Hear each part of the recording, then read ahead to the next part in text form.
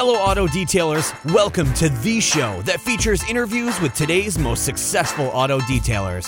This is the Auto Detailing Podcast. Here's your host, Jimbo Balaam.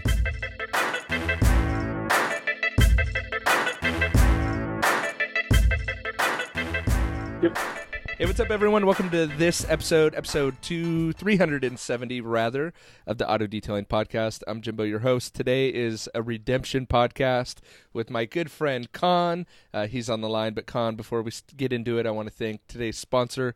That is actually kind of how we connected, right? Autofiber.com, but Ian is, I mean, you listened to the podcast, found out about Autofiber, and then I was meeting up with Ian at SEMA 2017? Yep. I think it was. Yeah, and then we connected through that. So autofiber.com, autofiber.com.au, and autofiber.ca all have all the goodies. And Kaan, I don't know if you've tried one of the latest flip towels. I think I actually got it through my my glove box detail box, but it has like the dreadnought and then the waffle weave. I have not tried that yet. It's I do awesome. use the waffle weave flip on a regular basis. It's like my favorite interior towel. So anyway, if you want to check out those flip towels or any of the Autofiber towels, or if you're looking for just a quality microfiber manufacturer, check out autofiber.com. You could use the offer code Jimbo in, I almost said Hawaii, not Hawaii. Well, you can in Hawaii, but also Australia or Canada or the U.S., and it'll work in all of those markets. So, Kaan, welcome back. I say it's the redemption episode because, and this is more so a joke, but I don't think it's, I didn't think our last episode was bad at all. I thought it was phenomenal. But when we met up at SEMA 2018, you were like, dude, why didn't you tell me? I was horrible. Like, I just kept rambling on and on. And I'm like, no, man, it's not like that. I promise. Like, I was just listening. And you're like, no, we got to do it again. Like, I hated it. I cringed. So it's been about a year since we did our first episode, and it's time to redeem yourself. Yeah, it's coming up on a year, and that's exactly what I'm hoping for. I just get nervous. You know, this is just exciting subject. I love talking about this industry that I'm in, so I get carried away, and my passion comes through, and before I know it, I've talked for 10 minutes without coming up for air. So, and what I love, I'm so excited to do this episode too, because a lot of episodes I talk about, tell us your journey, tell us where you came from, what was it like, why cars, why auto detailing, why all these things, and that's awesome, and I love it, and that's why I ask those questions, obviously. But when we can kind of track someone's progress, and we can track, to see where they've been, where they've come, what their successes have been, I don't know if there's a better example that I've had on the show yet other than you. So coming from, just to catch everyone up to speed,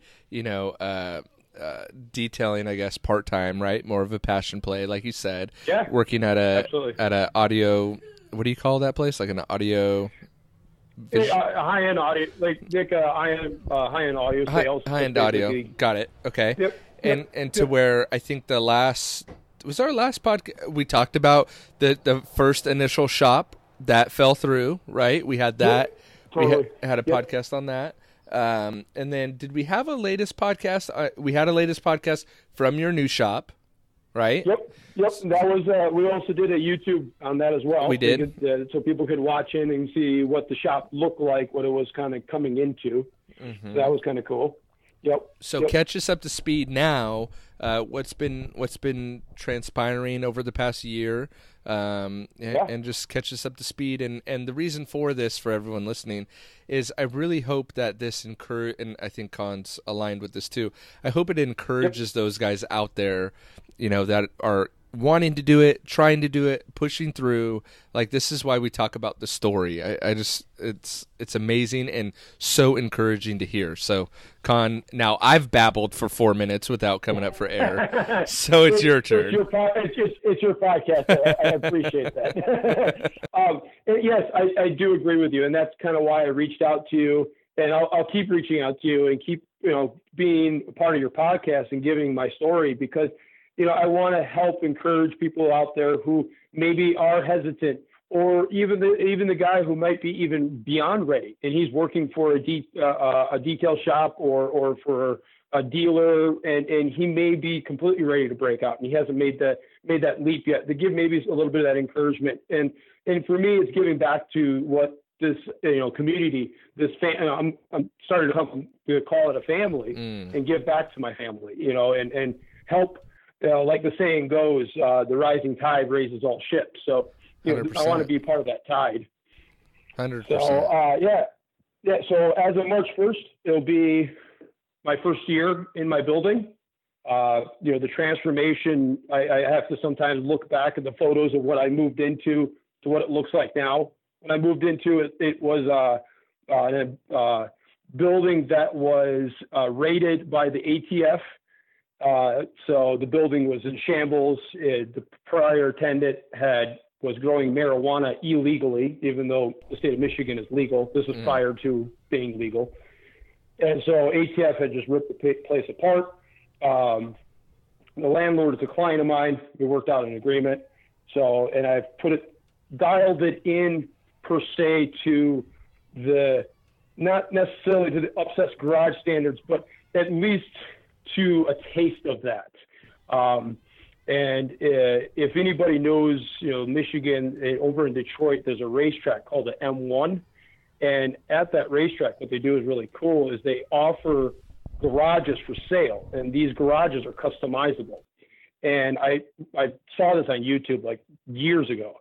And I'm like, I want a place that looks exactly like that. And so now that opportunity has come, and that's exactly what I've done. I've built this place to look like a luxury, high-end garage that, the floors are white, the walls are white, the ceilings are white, high-quality lighting. The place is designed to look chic. And my goal is to eventually make this, in hopes to make it a destination for the Grand Rapids community to get car care needs, whatever it may be. This is kind of something, my 2019 kind of, it's so interesting that you started there, right? With like your, the look and the feel of the shop that you wanted, right? And kind of that image that I guess you wanted to portray to clients, and either new clients or existing clients, of a very high end and kind of the term, I'm not very eloquent with words, so the term that I've kind of been saying is like PRing yourself, right? Like in working out, right? Which I guess you're familiar with, Kaan, as we know. Like when you go for your PR or your personal record, right? You want to, like, you're going for the best of the best, right? You're trying to really put on your best front, your best, just really trying to market yourself as being the best, right? And I think we don't think about that a lot, whether it's a mobile detailer and how he's dressed or what his rig looks like or how organized he is, or it's a shop that's just done right. Even a lot of these shops on YouTube that I see or even been to in person are a mess. And I'm like, what you're portraying to your customer, I just don't get how you can command a high dollar when you can't, you don't look high dollar, right? So, yeah, and I've been guilty of that too. And kind of my 2019 strategy is like, okay, I'm gonna dial in my my marketing look. Right. So I think that was so smart on your end to have like that in the forefront of like, here's what I want my shop to look like, but practically speaking, how difficult is that to maintain, like white floors? Actually, very simple, very simple, very simple. I mean, it's a latex paint, so just washing it just comes right off. So that was the main comment when I got the white floor. It was like, oh, you're going to leave tire streaks everywhere. It's not designed for that, so on and so forth. I haven't had a problem. Now, unfortunately, I've had one side effect that I didn't account for: the stress cuts they put in concrete. So the stress cuts, unfortunately, I didn't fill that in with paint. So the power washing over time has kind of peeled up those corners. So I have to redo it. So, I mean, it's something that you have to maintain. Yes, you have to clean your shop. You have to have a clean shop. Now, here's the thing. When I started in my garage wasn't anything special, but it was always clean. Everything was always, what I call, like, if you ever work retail, it's called laser lining, where all your products are perfectly lined up, all the labels are facing out, these attention to details. And because my thought process was, why would somebody would go out of their way to spend ridiculous amounts of money on a transportation device? Either one of two things. They enjoy the driving experience, or they enjoy the quality or the attention to detail of that vehicle, whatever it may be, whatever make, model, and so that was my thought process to apply that to my shop. So if they're going out of their way to buy a detailed made device, my shop should be detailed. Everything should be attended to. Everything should look good. If I had a van, it would be the same way. If I had, a garage, my car, if I was starting off with, that should always be clean, neat, tidy. My car should be my example, and move from there. So, and that's kind of what I did in my shop. What, not to totally go to a different direction, but I just thought of it, and tangents are my favorite. What, so you went from, like, literally working out of your garage part-time to this shop. I know you mentioned that your client either owns the building or has something to do with that. But I've also known, too, and I don't really know. I kind of know the answer because our offline conversations. But, like, what did that look like when you take on overhead like this? What kind of obstacles came, or what did that look like? Or did you have an agreement set up with your client that, like, hey, look, you can store cars here, I'll maintain them, whatever, in exchange for partial rent or something? Or what did that, and you don't have to throw out numbers or anything, but what obstacles did you have to overcome, and how did you overcome those? The main thing there would have to just be, confidence, courage, and a well thought out business plan. I mean, it doesn't have to, when I mean business plan also, I don't mean, one you would see on Google Images that's extremely articulated. It's something that inside and out, may be written down in your head, however you feel to keep your information, but that should be your step one. And from there, it was just a matter of making that decision to say that I was ready. And when I started in my driveway, what I did was I wrote a note on my refrigerator, and I looked at it every single day. And what it said was that when the value of the vehicles exceeded the value of my home, it was time. And I have a photo to this day with a Bentley GT, was a Lamborghini Gallardo, and then a Corvette C7 in the driveway at the same time, all black. And I'm like, okay, it's time. But it was still scary. It was still, to this day, it's still the scariest thing. That still comes around every 30 days. The electric bill comes around every 30 days. They do not care if you have cars or don't have cars, if you have money or don't have money. That needs to get paid. It is still, it's an incredible, scary experience. And owning your own business is scary. Right. And I'm very, very lucky that I also have clients that are well off, that are also very comfortable in helping me. They understand the position I'm in. And I ask them, it's not that they come to me in open arms and want to give me guidance. It's that I have the courage to go to them and say, look, I see that you've created an empire for yourself. How'd you do it? And listen to them. Just same way I'm presuming how you got involved in the podcasting, just asking questions and wanting to learn and be inquisitive and being willing and humble to take their advice. I think some of us take our passion and maybe somewhat turn it into arrogance. And it comes from the heart. I don't think anybody comes, from it, meaning being mean. I think it's just a passion that just kind of leads us. So sometimes it's easier to be humble like that. And just getting advice from them. And the one thing they told me, and I hear it consistently from all my clients, from the most wealthiest to just the normal well-off guys, they said, when you own your own business, you're going to always be stressed out for two reasons. One, you're going to always have too many clients and don't know how to get through it all, or you're not going to have enough clients and don't know how to pay the bills.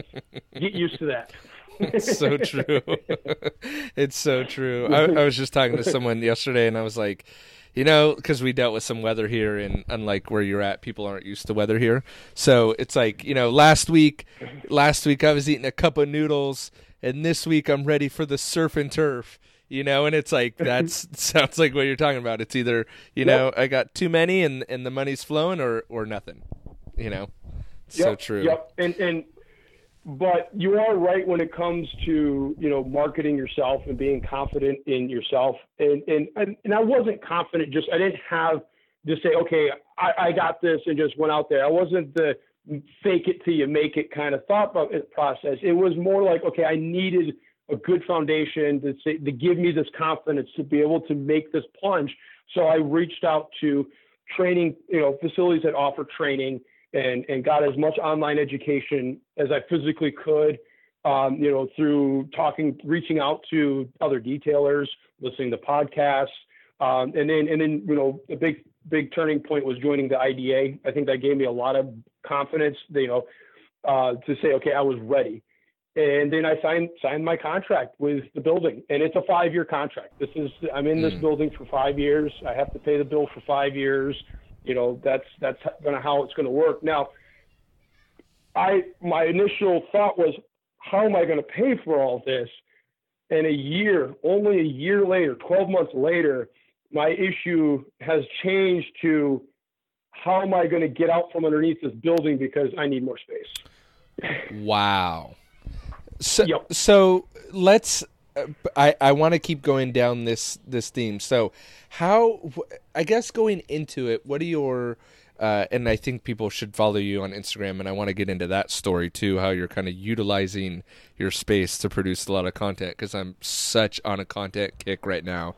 It's ridiculous. But what did your kind of business plan look like?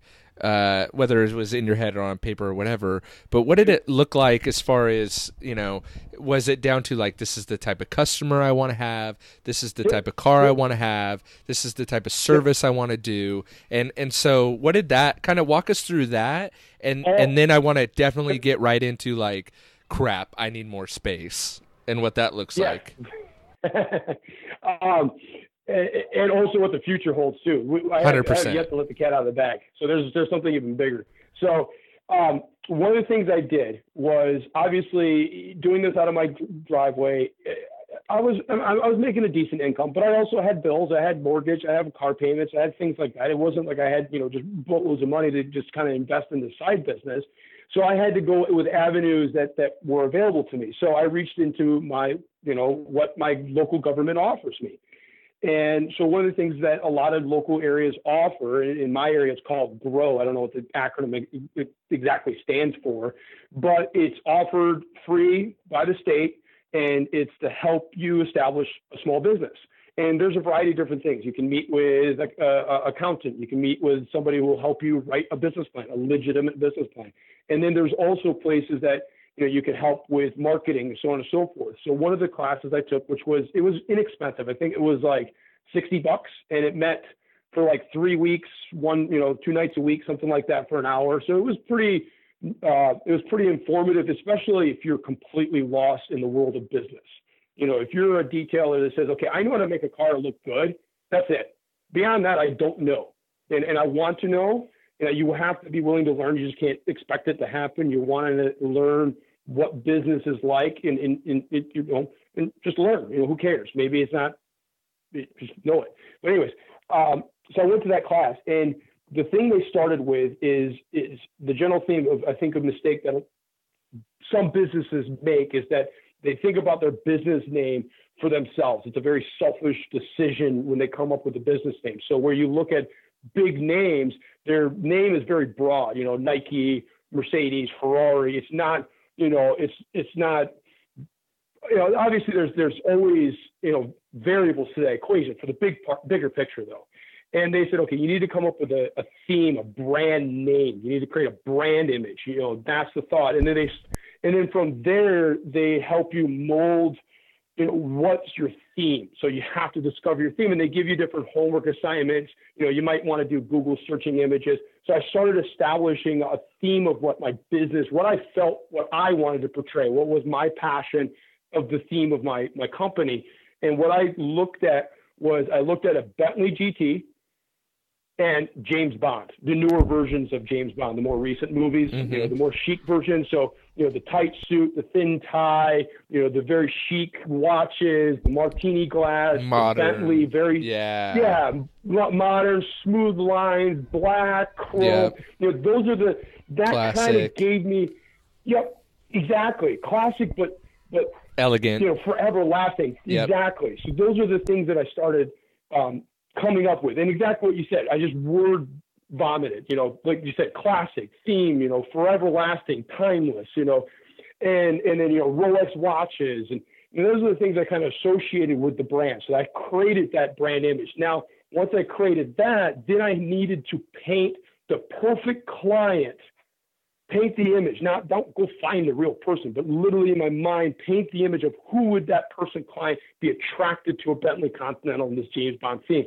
So I painted that client. And then from there, it was a matter of, looking at my demographic in my area of what kind, that person, how many of those people would be available in my market.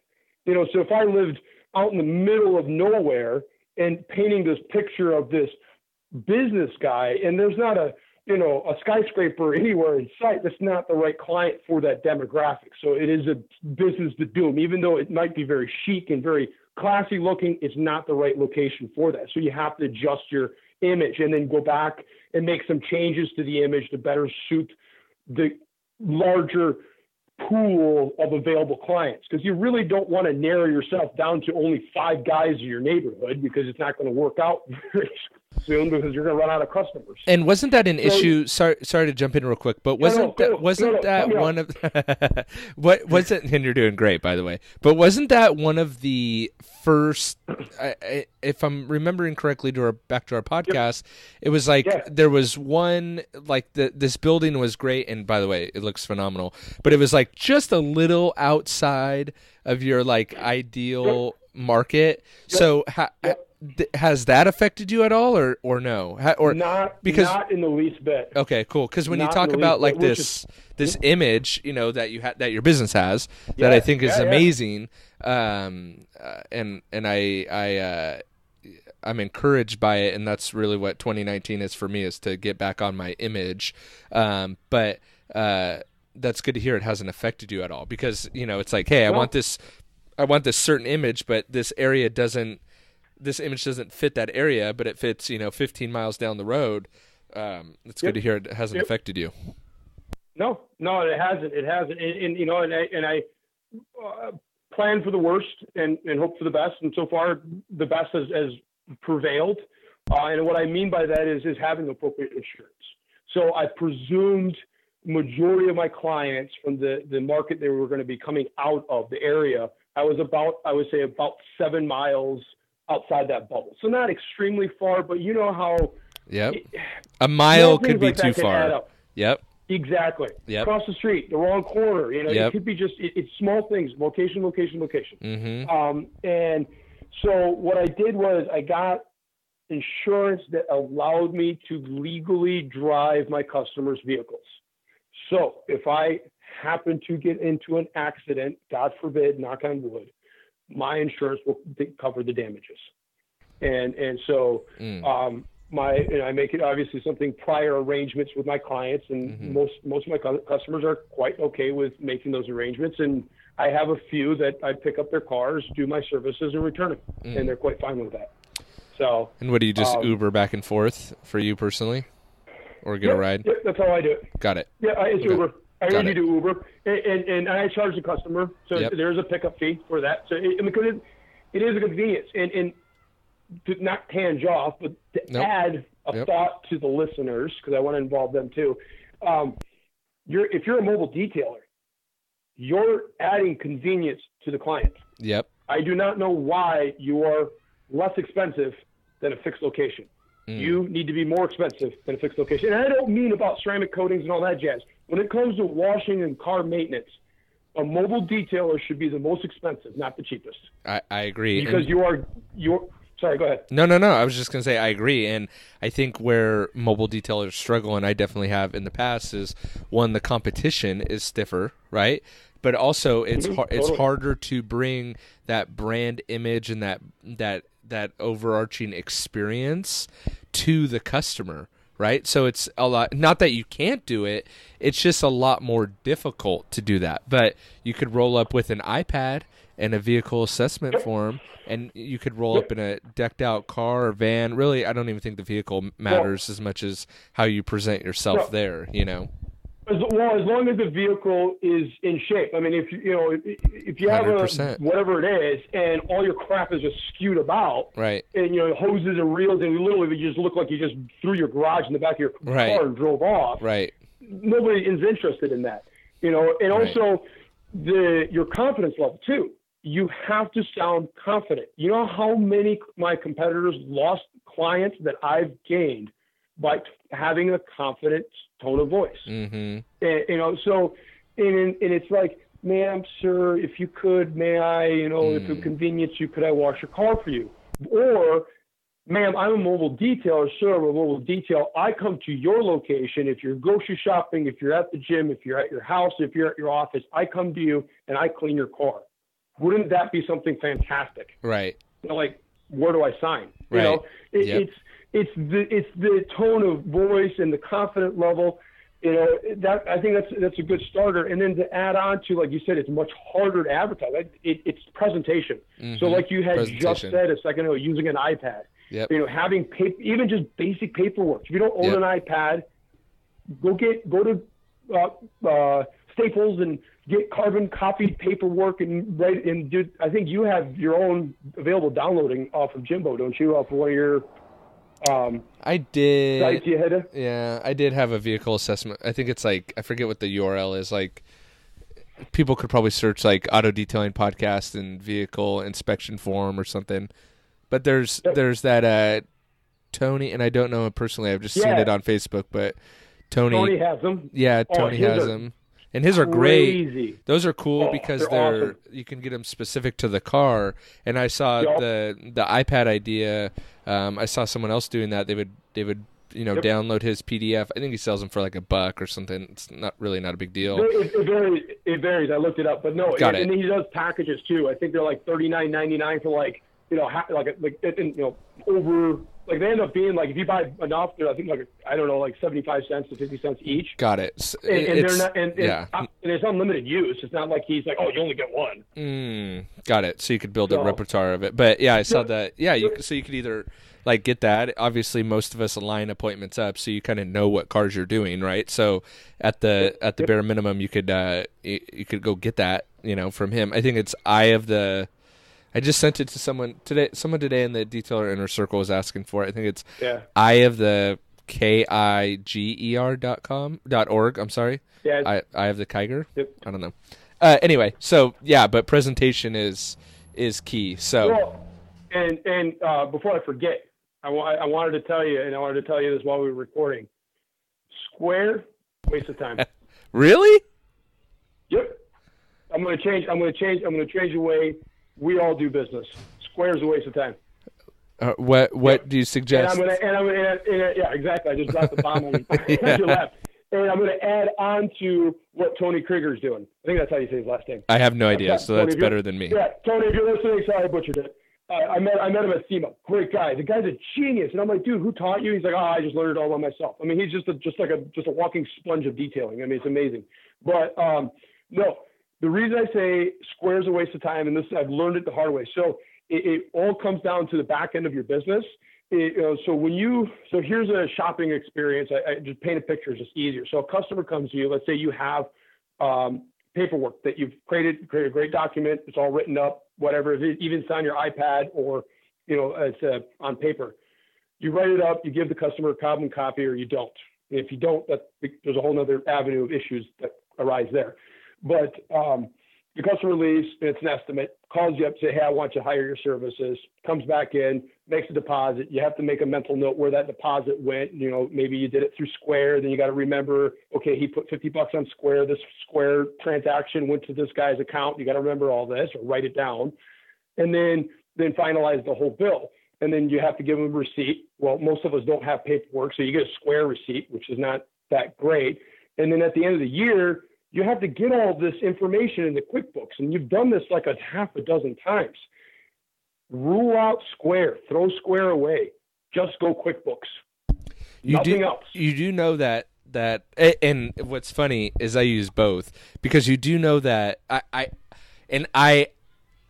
agree with you. Yep.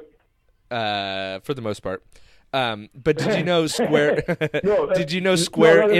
That's why I did this. But did you know that Square integrates with QuickBooks? Yep. Yeah, Okay. yeah, I integrated it. But, absolutely. But absolutely. You are right. The issue comes up is when you're doing estimates and quotes. 100%. And that's getting all of that, and then also syncing deposits. So if you take deposits from clients, you are right. That's where it becomes a mess. And then you have. So, like, for me, the mistake that I made, and this is a learning mistake. It's not like I knew all this and I've done it perfect from day one. So the mistake that I made is that I made my own, customer consultation form, carbon copied, and all that jazz. I had beautiful paperwork, and then when it was done, I would fold it up and give it in a nice auto fiber display bag, and it was all that kind of. It's great, awesome. But now I'm doing all my taxes and stuff, and I'm having to go through all this paperwork. And then some clients didn't get the carbon copies. I forgot to rip it off. Some didn't. I forgot to add this deposit to Square. It just became a mess. So yep. I learned QuickBooks, and here's the experience. So QuickBooks, obviously, you have to do it online. It has to be QuickBooks Online for this to be proactive. And I think it's better. I think you can get it as low as like $10 a month. So you can download the QuickBooks app onto your phone. So you have the interface on your phone or tablet or whatever. You can create a customer base in QuickBooks. So when you're consulting with the customer, right there in your phone, you can put their information. It's digitally saved on the cloud. Additionally, in the customer consultation, in that area, you actually have up to, I think it's like, I have to relook. I think it's like 25 megs of storage, which means you can take pictures of the customer's car while you're consulting with them. So you can take pictures of maybe damaged areas, or if you want to mentally remember this person. So that is on file. So you may not remember, okay, John, whatever, but you remember his car, and you're like, oh yeah, I remember that car. So it makes easier for looking up and remember customers, or when you go to call customers, you remember, hey, how's your red blah, blah, blah. Right. So when you reach back out to customers, you have all your data stored in one area, and you're entering it while you're consulting with a customer, not later. It's done right there. That makes sense. Then it gets better. Once your customer's in QuickBooks, you can create an estimate. And there's in QuickBooks, there's a place where you can put in services, you can put in products, because I do have a retail store, so I have a product list in there. So while I'm consulting with a customer, I can add in my services.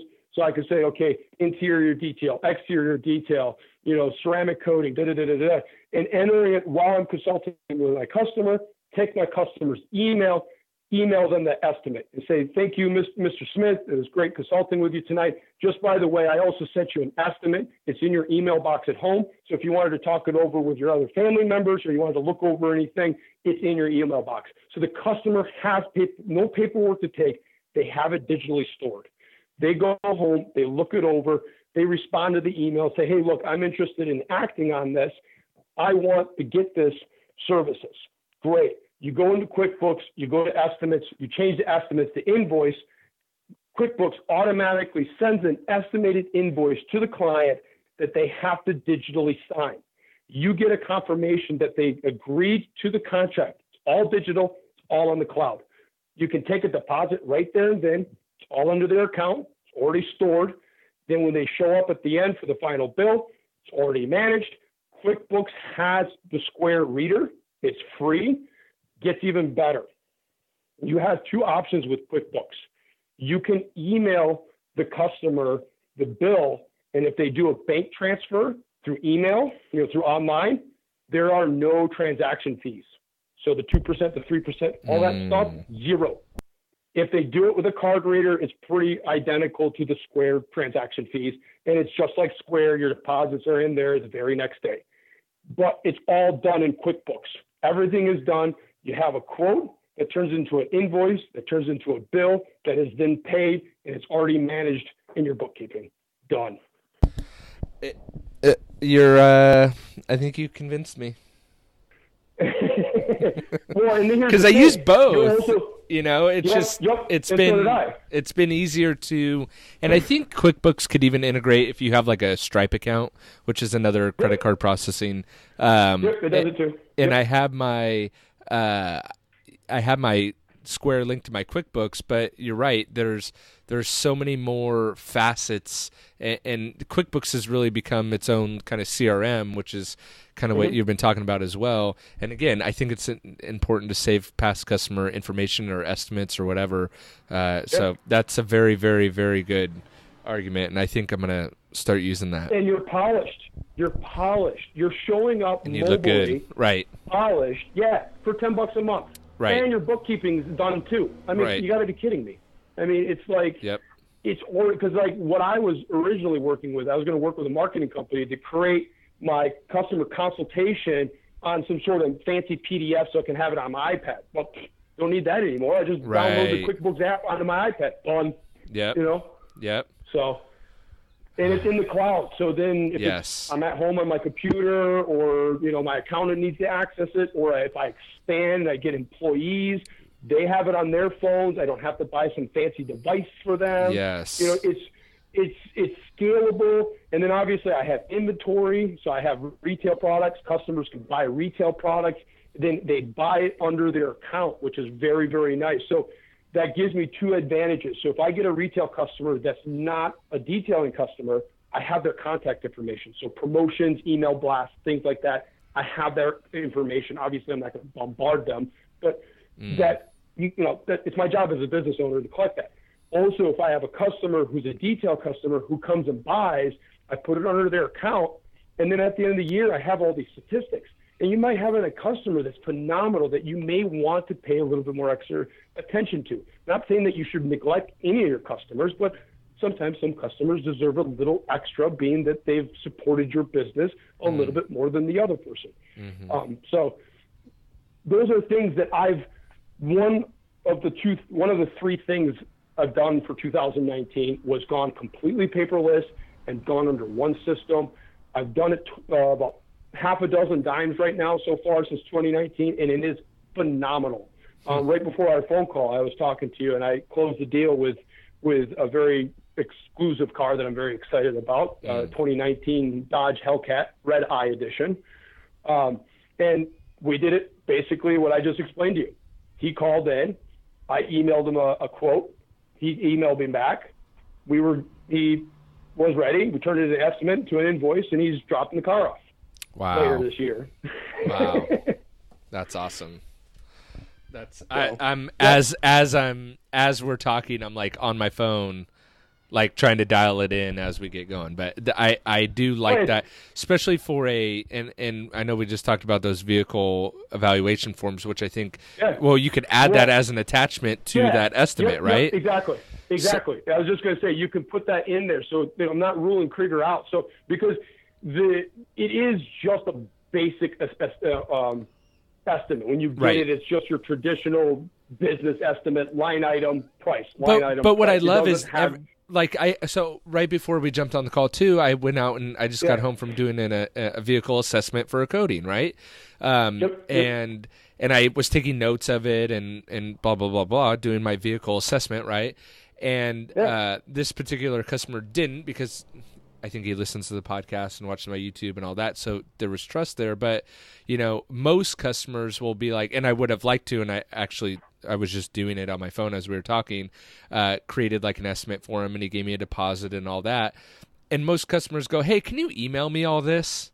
And then it's like, if you aren't doing it the QuickBooks version, like you just explained, it's kind of like, crap.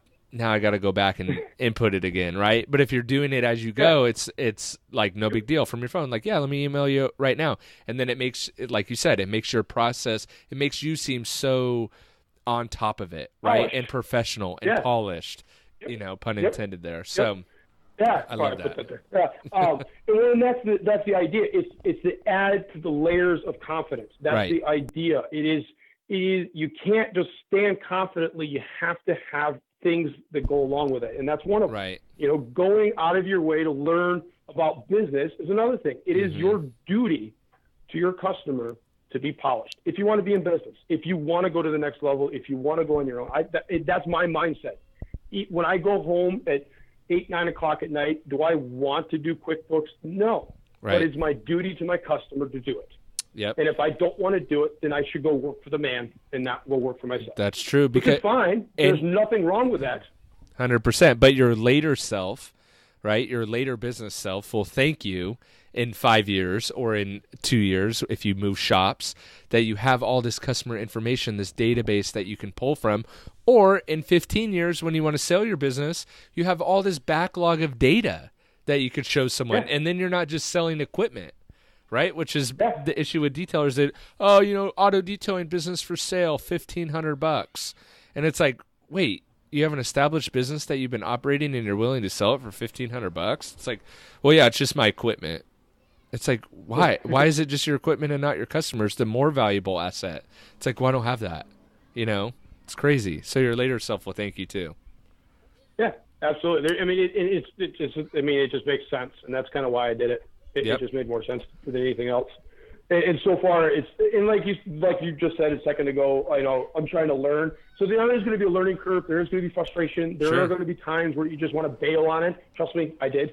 Yep. But I forced myself, even if I bailed, I took my paperwork, I sat in front of the computer, entered it, or I did it on my phone, so I would get in the rhythm of things, know where everything is. Because I think that's where it gets frustrating, where you're like, and you're standing there in front of your phone, and you're in front of your customer, you're fidgeting with your phone. Right. It looks unprofessional. So it might be, you want to practice, enter your own information, send yourself an estimate, pay the estimate, be the customer, have that experience, so then you're confident when you're going through it for the first time with a person. And then also, I think a big mistake that I see always, it's common, admit to the customer that you're going to be new at this. Admit to the customer. Right. It will save any headaches if you make any mistakes. Whatever it is in detailing. If you're doing detailing for the first time, admit to the customer that you're new. And if they don't have confidence in doing your business, then that's fine. It's okay. Find the next guy. Find the next person and admit to them.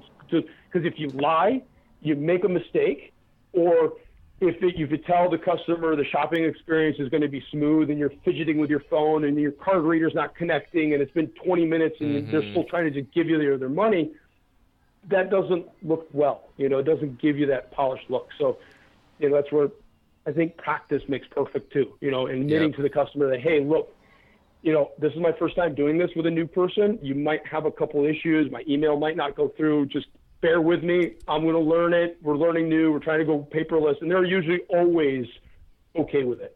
You worked in a restaurant. You know the restaurant rule. Yep. If you say, buying time and all that stuff, I'm tanging off. Sorry. No. You're good. And, well, yeah, but even look at restaurants now. I don't know. By me, it's almost every restaurant, and I love it even better, but they're using iPads to take your order and take your credit card right there at the table.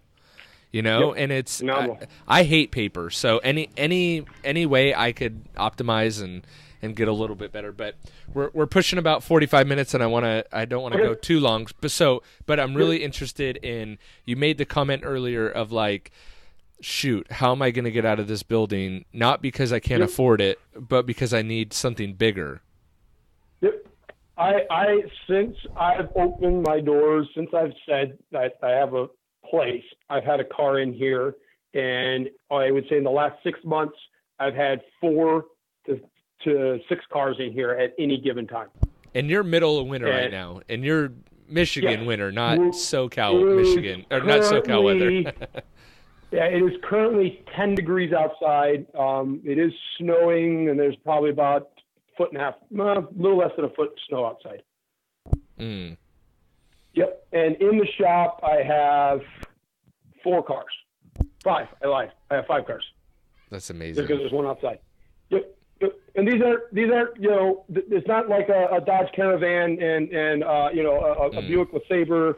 No. We have Tesla Model 3, an M3, a 2019 Mustang GT350 with 16 miles on it, an Infiniti QX80, and then outside is a Tesla Model X. Wow. That's Yeah. awesome. And so what do phenomenal. you And I what do you attribute that to? everything. How do you how did you get so busy? Like, loving what I do. I mean, I've been thinking, because I knew you were going to ask me that question. I've been thinking about it all day. That's way I could sum it up, is love what I do. I absolutely love it. I reek of it. So I love this because if I'm not, go ahead. Yeah, keep going. if I'm not buffing, I'm watching it. If I'm not watching it, I'm listening to it. If I'm not listening to it, I'm talking about it. It is everything that is the essence of who I am. And then just not cleaning cars and not knowing what the next best brush is and the next coolest product. That, yes, I agree. That's cool and it's fun. No. Creating streamlines in my system. How can I be more efficient at cleaning a customer's car by providing the same high quality of service? How can I be more attentive to my customers' needs while streamlining my business? How can I provide more services to my clients that they didn't even think they needed until I offered them? Those are the things that I strive for. And the only way that I learned that is not only listen to my customers, but listen to my industry. Because the things that are not happening in my area that are happening in other areas that will happen. So you're in California, everybody knows the car culture there is massive. So a lot of new technology, products, themes of the industry are going to start out there and start making their way towards me. So listening to people in that side of the state, being on their Instagram page, following them on social media, and then reaching out to them. Don't be rude. Just don't take, their knowledge. Like, for example, I've been following a company out of England called Stanford's. They do really high-end detailing, beautiful shop, and they're out of England, and they make amazing videos. Every time I comment, say, hey, great video, and thank you so much for sharing this with us. I reach out to you, obviously. So I give back to the industry just as much as I take, but I watch that and learn from that and try to bring that here to Grand Rapids.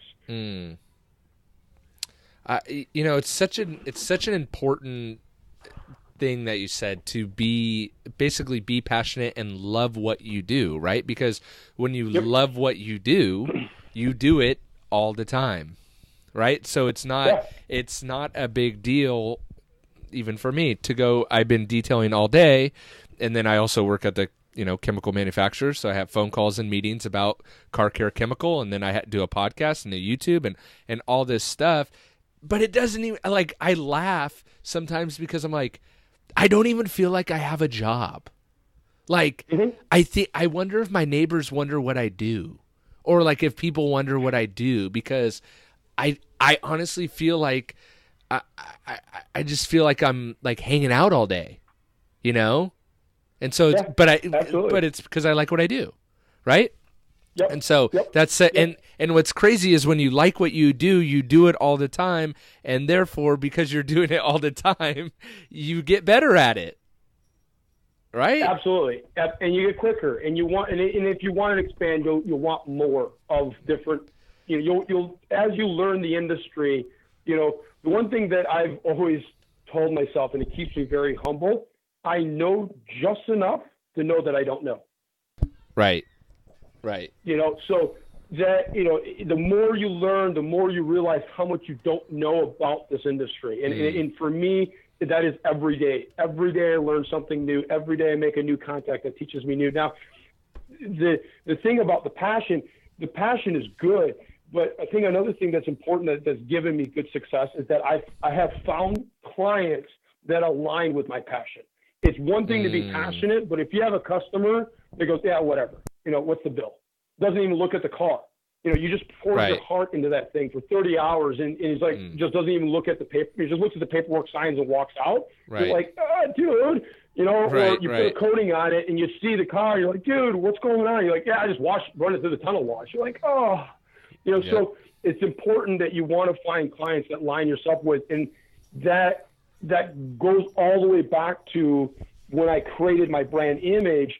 I created my brand image before I bought the building. I didn't buy the building and buy the sign and buy the name and then started creating the image. I created the image when I was working for somebody else. When I had this on a part-time scale, that then I forgot where I was going. Sorry, somebody just interrupted me. No, you're fine. You're fine. You created the yeah. So then I found clients that aligned with my passion. So I would get people that would call me like, "Hey, I got a van to clean." Mm-hmm. Great. And I don't care if you love your van. I'm here to help you. Yep. I really, really am. But I want you to appreciate the things that I do. So if you don't care and you're calling, you say, "Hi, yeah, I saw your Google. I found you on Google. How much is it for an interior detail?"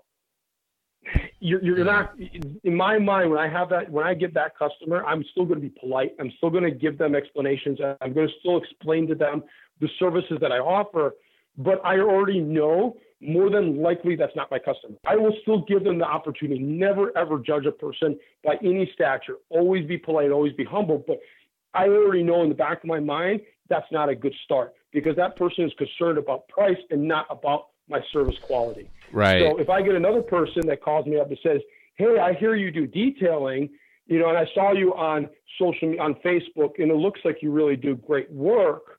What are some of your services that you offer?" That's somebody who's interested in protecting their car. I get goosebumps. I get excited. But before I take off, I start asking questions. And I think that's something that people, who are listening, and I have other detailers from my past podcasts have called in and asked me, "Hey, how do you sell? And give me some of your tricks on selling." Selling is easy. It's not selling. Ask people questions. They will give you the answers to the sale. They will give it everything you need. It's so easy, and you start easily. "Hey, how did you buy this car? Where'd you buy this car? Why'd you buy this car? What are you going to use this car for? Great. Why'd you choose red? Why'd you choose this? What do you think about that?" And they're going to boom. If you got somebody who's going to run it through a tunnel wash, don't waste your time on a coating. You're going to have to now go through touchless. The guy doesn't want to go through touchless. Right. Find another service that meets the guy's needs. And then you're going to also look more polished because you're going to listen to all these questions and you're going to be able to just turn them around and give it right back to the client. You're going to say, "Well, sir, you told me you're going to be running your car through tunnel washes. I don't recommend a coating. I may, if you really want to protect your car, we may want to consider doing paint protection film. There are other services that would align with your budget." So you're just not kicking the person out the door. You're selling, though. That's selling. Yep. That's technically selling. I just sold that. 100%, and I think we need to get better at selling. You're too nice though. When a customer said, I would never tell them they're not the right fit for a coating if they're going to do tunnel washes. But I do talk people out of coatings, but not generally.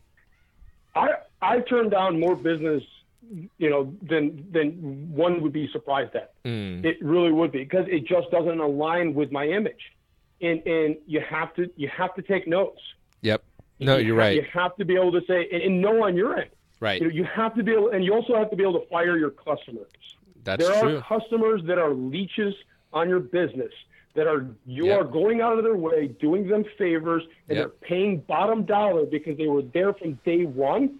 And just don't drop them like a bad habit. Have a serious conversation with them. Tell them your ambitions. Tell them your goals for your business. And if they don't have a respect for you, they'll stop calling you. Don't worry about it. You don't have to say part ways. But don't continue going out of your way to milk that person for the measly. Move on. Move forward because they will always hold you down. You have to continue finding the clients that align with your business image. That's just me. So I think a good theme of this is for people that don't have that business image, and don't feel bad if you don't. It's definitely something that I'm working on this year to get better at and kind of hone in as well. So don't feel like you're out on just because Kaan has it all dialed in. Don't feel like you need to. But I think that's a good theme of if you need to go back and reset and kind of establish that. And kind of revisit that, and I think your future self will help you too. We'll be thankful to you as well. What?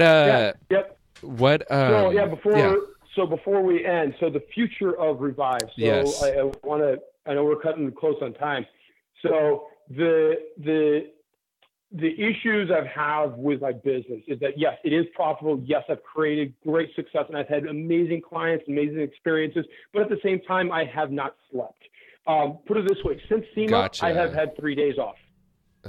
Since SEMA, I've taken 3 physical days off. This is including Saturdays and Sundays. Physically, I've taken 3 days off. And you're still married? Not one of them.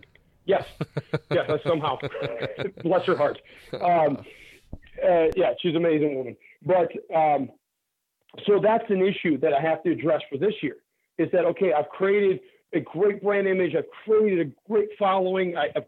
Customers love me. I have beautiful cars to work on, but at the same time, I have no life and I'm sleeping. I'm not sleeping and my body's starting to give. So I have to find other avenues. So this year, one of the things I'm going to push a little bit harder than I did last year was my retail side. And the reason I created a retail side, and this is not like you have to have a storefront to have a retail. You can have a retail and mobile, have a package. You just service a customer. A customer spent X amount of dollars, an exuberant amount of money to get a ceramic coating. You should have a $99 ceramic coating maintenance package in your truck or on you or in your facility to sell to the client, to offer them a solution that if they want to maintain their cars, don't push it. Don't push it. Say, oh, you have to buy this package. You have to, because you're going to start sounding like other people. We all know what we're talking about. Yep. But say, hey, look, before they go to Amazon, before they go to a grocery store or their car supply store, you have a package ready for them. So that's something that I want to. That's why I created the retail front. That's where I cultivate it from, because my clients would ask me, hey, where do you get your soap from? Where do you get this from? Where do you get that from? And I was losing anywhere between $100 to $400 in transactions, giving them my sources that I've learned over time to my clients. So I'm like, okay, I'll bring it in-house. So that's one thing I want to push harder this year. The next thing I want to push harder that I'm adding, and I'm so proud to announce this. This happened literally as of yesterday. It has been in works since day one I've opened this building. I will now be offering paint protection film in-house, installed by me. Wow. Yes.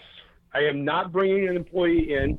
I spent the better part of last year vetting local installers in hopes that I could find a business relationship. I did find one phenomenal guy. The issue is the distance between us is too great. So me paint correcting a car and getting film and all this nonsense coordinated was too much. So I made the plunge. As of this week, I will be offering paint protection film to my clients. Wow. And I will, and I purchased a 64-inch plotter. Wow. So if you guys have any idea how much one of those things costs, it's amazingly expensive. So I have vetted vendors, and there are very good vendors out there. There were 3 top contenders. Unfortunately, the other 2, one came through and aligned with my business image, aligned with my message. And one of the other things they offer is in-house training. So they come to you, they train you in your facility for about a week. And so I'm looking forward to that. That'll be happening next month. That's so cool. Literally, they come to you. As of March 1st, I will be offering paint protection film. I'm very, very excited about that. That's awesome. Congratulations on that. Thanks. Yeah, it was an evolution, and it was just, I see where also the car culture, again, listen to my clients, listen to the market, and I answered my market's needs. I just didn't say ceramic coatings are the best and everything else can just burn in the fire. Right. My customers were requesting paint protection film. They were saying, hey, look, I love the coating. It's great. I see all the benefits. I get it. I'm running my car through the car wash. Or, hey, we live in Michigan. It's going to get beat up. I want film. And so I have to reach, in return, meet that demand. And it was a very expensive meet, but I did it. Yep. And I'm excited. And the type of filming and the style that I'm going to be doing at is going to align, again, with my image. It's going to be top-notch stuff. We're going to be removing bumpers, hoods. We're going to be removing headlights, taking cars apart, wrapping the film around it. So we're going to do installs with as little or minimum of seams as possible.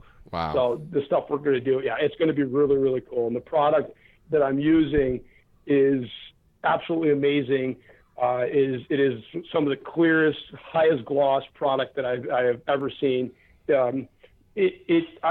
It has advantages over some of the best other ones. I don't want to name any names. I'm not announcing anybody because it's not fair to anybody else. But I'm really excited about it. Kaan, somehow you make an hour go by in 5 minutes, and I don't know how you do it. I don't know how you do it. So, and then one other thing I'm starting to offer that just kind of lined up, which is really, really weird, is if anybody knows MTM, they do the foam cannons. Yep. Most people know that's what they know them for. Yep. Obviously, they do other pressure washer accessories, but one thing they are not known for, because most car detailers are in California, is they also do portable heaters.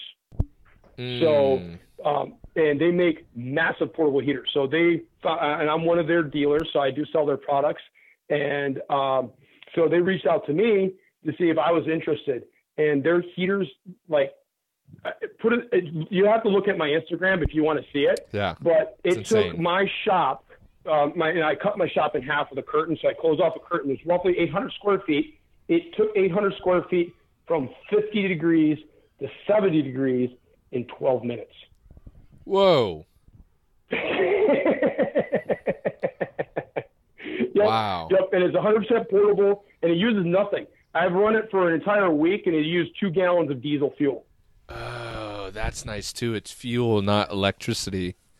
So you're not, jacking up your because have you ever plugged in an electric heater and then looked at your electric bill?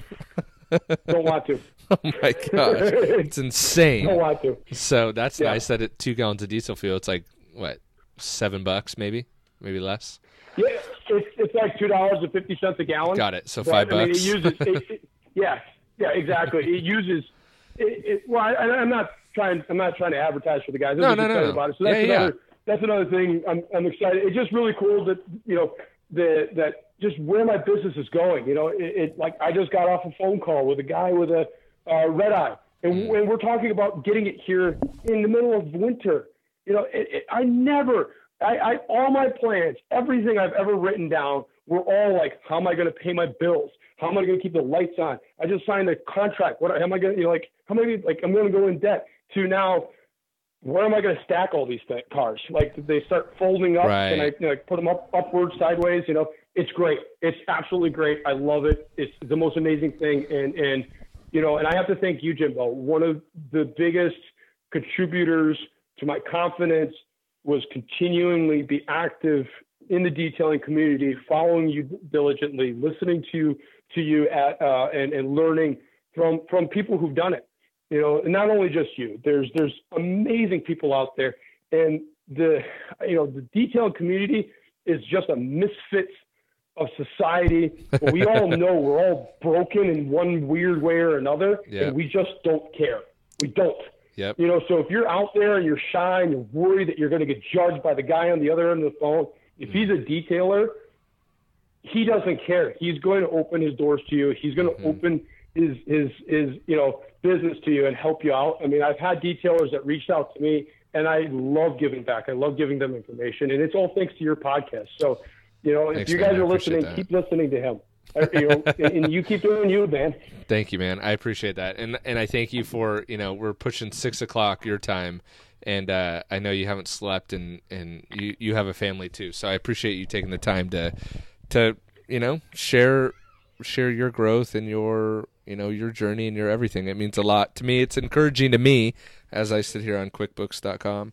And I'm sure, and I'm sure many other people are going to hear this, and they're going to follow you and probably reach out to you to talk to you and bug you too. So if they want to do that, though, if they want to see kind of your brand image, and we didn't even, we'll have to save that for next time, but we didn't even get to I think the photographer that you brought in house or kind of worked a deal with as well. Yep, that's a deal. Yeah, I worked a deal with that one. That was pretty cool. Yep. But that's smart. What's your Instagram handle, and how can people follow you? Yep. So it's Revive with 2 V's. Auto GR is my handle. So Revive Auto GR. Perfect. And it's on Facebook, Instagram.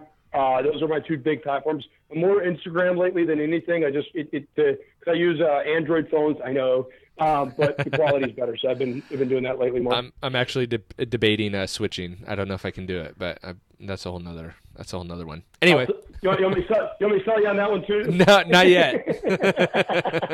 I'm not ready yet. All right, man. All right, Kaan. Thank you, sir. We'll talk soon. Thank you. All right. Absolutely. Thanks, man.